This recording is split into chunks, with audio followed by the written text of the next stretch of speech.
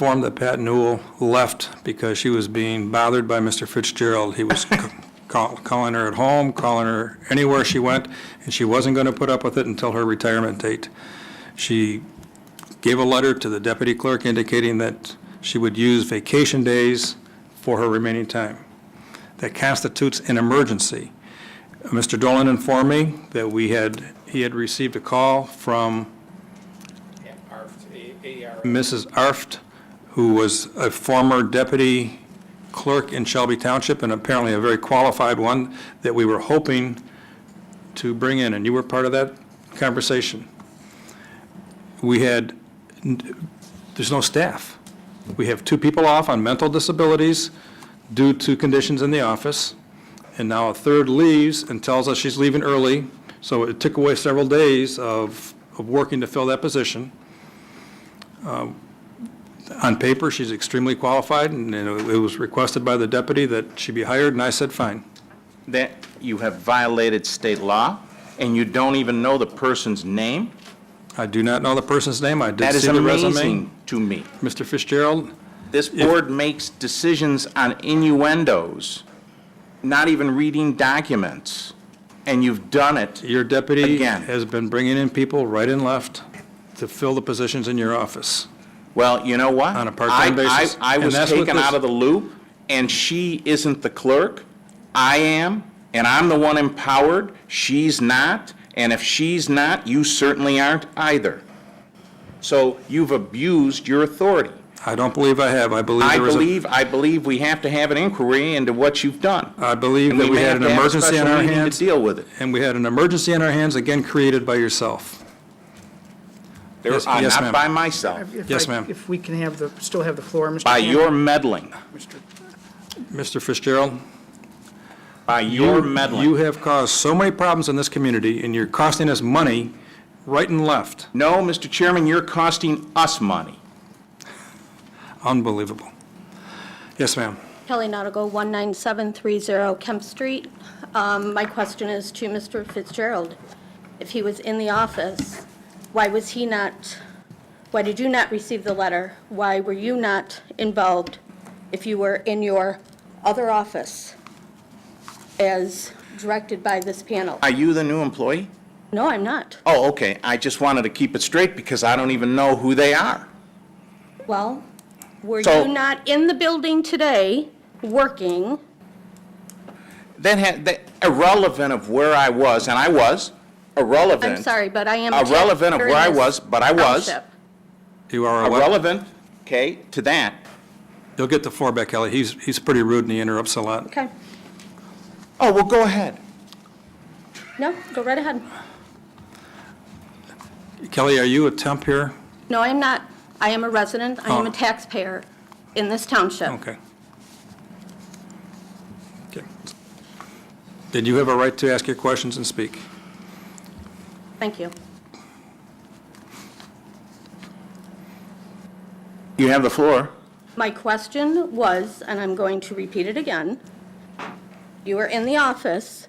Why did not Patty Newell bring the letter to you? I have no idea, and there is no letter in my office. But that is obviously the breakdown of what you have when you have a government agency trying to take over and micromanage a division of that governmental agency. You have people that are in authority in certain departments.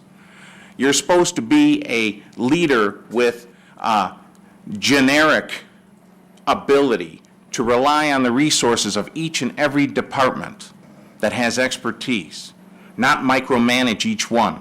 They've taken this to an extreme. They've taken it to an extreme where it could jeopardize this entire township. You have really gone off the falls this time, Mr. Chairman. You think you're supervisor and clerk. And you know what? People elected you to one position. You know why? Because under state law, you can only hold one position. You totally abused your authority. You have circumvented every aspect to get things done to expedite just for your own agendas. And that's not what we're put here for. We're put here to service the public. And we're putting certain I don't see any CMC designation for you. You're not a certified municipal clerk. You're not licensed by the state. You've really gone overboard on this. Get louder, then maybe people will believe you. No, I'm not done yet. I think you ought to recant that decision right now in order to save your standing in this community and not violate state law. I know what my standing is, I also know what your standing is too, and it's not very good. My When standing you is created actually another very good. emergency again today by having an employee leave early unannounced. We did not have enough staff to run this department. It is my responsibility to make sure that things go smoothly in this community. You have not done that. I have had to do things that I didn't want to do. I've had to spend a lot of time, and this township is going to spend a lot of money taking care of things that you created, including lawsuits that are coming our way. Actually, you're the one that postured yourself to where those expenditures have started to begin.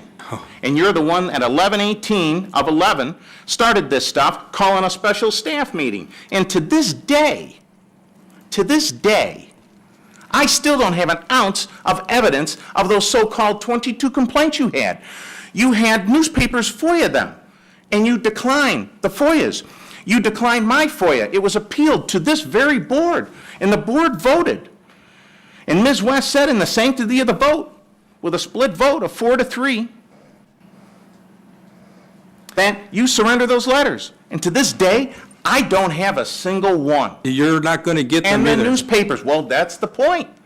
Because So you because of created- how your attitude You toward created people. a facade of terror and innuendo and distrust to split this board.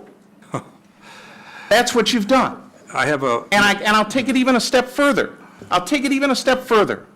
You did it for political gain. It's all political. I have to address one thing, then you can have the floor.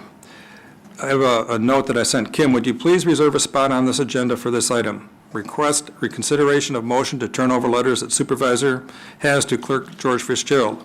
I believe there was an error made in the voting on that motion the first time. Thank you. That was me to your deputy, February 1st, 2012. She was told not to put it on the agenda.